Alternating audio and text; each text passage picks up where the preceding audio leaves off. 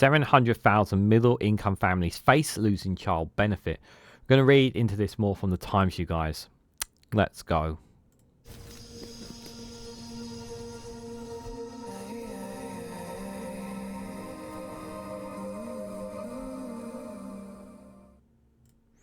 Good morning, good afternoon, good evening, wherever you are in the world. This is Reganelite here with an article from the Times with the headline that 700,000 middle-income families face losing their child benefit. Labour is ditching Conservative plans to judge child benefit claims based on household incomes rather than in individual earnings. Guys, while you're here, make sure you hit the like button and share it across social media so others are notified of this video. Let's be very, very clear. Any kind of system that you will have in place for whatever means, whether it's child benefit, tax credit, pension credit, whatever benefit system, you want it to be as reasonable and as fair as it possibly can. Now, unfortunately, the system that's currently have is not in the best interest of child benefit, and Martin Lewis is going to explain in this in a part in this article as well, because I've seen his video on this, is that a lot of people are going to miss out on child benefit simply because based on their individual, based on a household's income rather than an individual's earning, which is kind of stupid because if you're a single person living in a home, then obviously there's a difference in terms of how much money you earn. But if there's two people living in the same home, you're both earning a substantial amount of money, and you could be getting the same amount of child benefit as a single person could be, because they're basing that income on the household rather than on individuals. Like, you could have, for example, a home full of like 10-20 people living in it, right? Like, hypothetically, and they can still claim child benefit. Even if all those people are earning, like, even if all those persons are earning £50,000 a year or more, you can still claim child benefit because it's based on, based on the household income, depending on how much they earn, obviously, and rather than an individual's earning. There does make it's a bit, yeah. I mean, might be exaggerating with the amount of people, but you can understand the premise of how off this is, isn't it? And parents, need child benefit. They need that uplift. And we want children. I've said this when it comes to education. We want children to have the best outcomes they possibly can. And there are some parents out there who just don't have the money, and the state obviously provides a child benefit that helps parents to give a bit of an uplift. And they do, and there's a lot of parents who do need that uplift to get their child going, to help them get successful in life. And I think that's really, really important. So some 700,000 middle-income families, and this is middle income, by the way, face losing their entitlements to child benefit after Labour abandoned Conservative plans to expand the scheme. The present system is based on an individual income, which has led to accusations that it is unfair.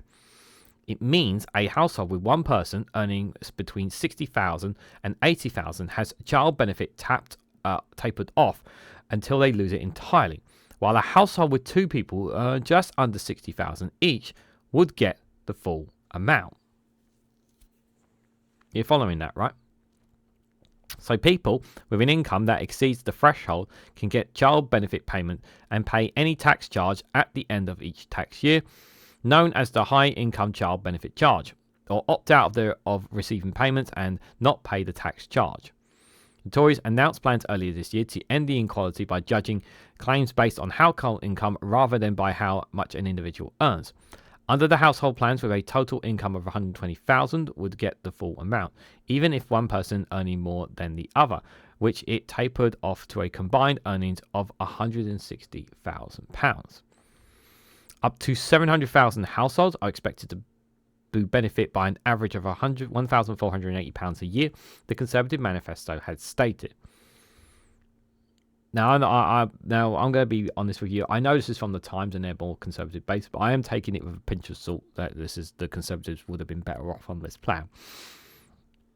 Labour has ditched the plan, saying this is because if it would have come at a significant physical cost of £1.4 billion by 2029-2030, if setting the threshold to 120,000, 160,000, where no families would lose out. Now, Martin Lewis, the founder of Money Saving Expert, campaigned on the issue and was part of the push to promise change under the previous government. He said Labour's decision was a shame and leaves equality rife, and that it was bad news for single parents and single earnings families. The new threshold will remain, and the government said it would allow people to pay the charge through their tax code and would automatically put child benefit data onto a self-assessment form to make the process easier. Victoria Benson, Chief Executive of Gingerbread, the charity for single parents family, said, single parents tell us they feel ignored by politicians. Instead, our government allows the apparently unfair high-income child benefit charge to stand rather than tackle it. As per the previous government commitment, it's further evidence that the needs of single parents are being overlooked. Single parents pay all of their household living costs from a single income. This is difficult enough, but to be penalised and have money taken from a child benefit payments when their income is half of that of a two-parent family shows a lack of consideration for the unique circumstances of single parents family. This reversal underlines just how important it is for the government to properly assess the impact of its policies on single parents and other vulnerable groups. The Treasury was contacted for comment. Now, now, if single parents are being deeply affected by this decision, then I have to concede. Obviously, then, this is not good.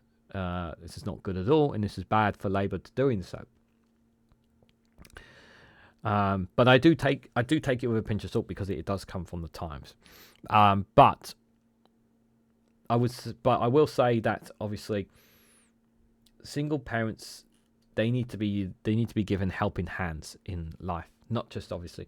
We want families to do well, we want parents to do well, we want them to be able to succeed as well. But single parents need that help as well, especially for them when they've had a broke up or whatever their circumstances might be, and they just them and their child, whether it's the mother and the child, whether it's the father and the child, it's a very difficult road for them, and the income they may have is just not enough, and they need to make sure that they'll be able to earn the money that they need and get the entitlements that they should be entitled to.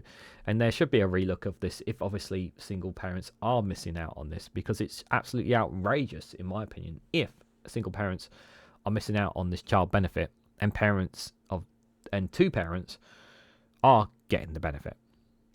It's just mad.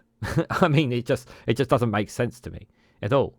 Like, why would we not want to make sure that single parents are looked after in this? I don't see any way around. I don't really know what more to add than ensure that single parents are getting what they need on this. Because at least with two parents, there is the balance of two of you, whereas this one person is carrying everything on their shoulders, child, the home, everything on their shoulders, and it's a lot harder. At least with two people, you have someone there to help bear the burdens of your problems, but with one person, it's a lot harder. And I hope to God that I never feel that.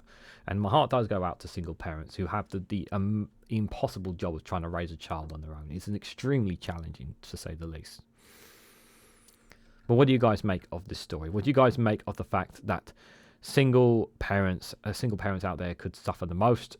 700,000 middle-income families could face losing child benefit as a result of this decision by the Chancellor in this budget. Let me know your thoughts and more on this down in the comments section below. If you found this video informative, please hit the like button. We greatly appreciate it. Share this across social media so others are notified of this video. If you haven't subscribed already, please consider subscribing because it really does help support the channel. If you want to go one step further, financially support me and the work that I do here, you can do so by becoming a YouTube member for as little as 99p, or join me on Rumble or Patreon for exclusive content on those platforms.